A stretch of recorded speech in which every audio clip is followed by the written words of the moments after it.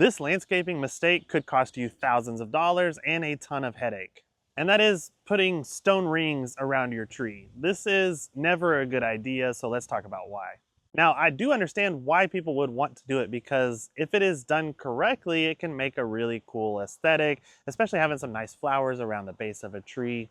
And another reason why people do this is because as that tree gets bigger, oftentimes the shade that it casts near the trunk of the tree won't allow grass to grow. And so you end up with a lot of surface roots and bare dirt, and people want to do something to try and hide that.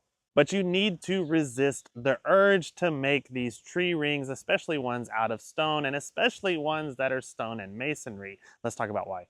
The number one reason why you shouldn't do this is because you're actually covering up the root flare of the tree. So the root flare is where the roots begin to form and flare outward from the trunk. So you should be able to see a root flare on a good healthy tree. If you come in here and put a stone ring around this tree, even if it's only one layer of stone deep, and you fill that with soil, you're going to be covering up that root flare, and this is actually really bad for the health of the tree and could potentially even kill it.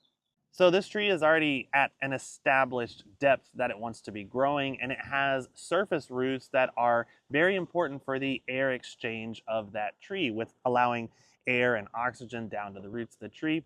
And if you come in here with 4 to 6 inches of soil or more, you can actually end up smothering those surface roots, which are very important to the tree, obviously.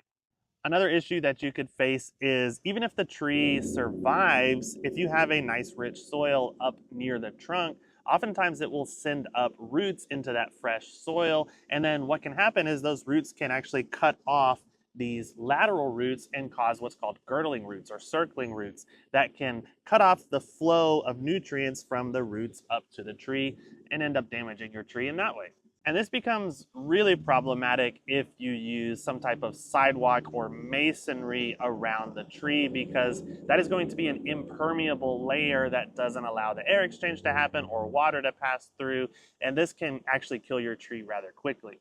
Here you can see a homeowner that paid a landscaper to come in and install a nice sidewalk and retaining wall around this tree. And this is really nice stonework. It probably cost quite a lot of money, but it ended up killing this tree that was in there.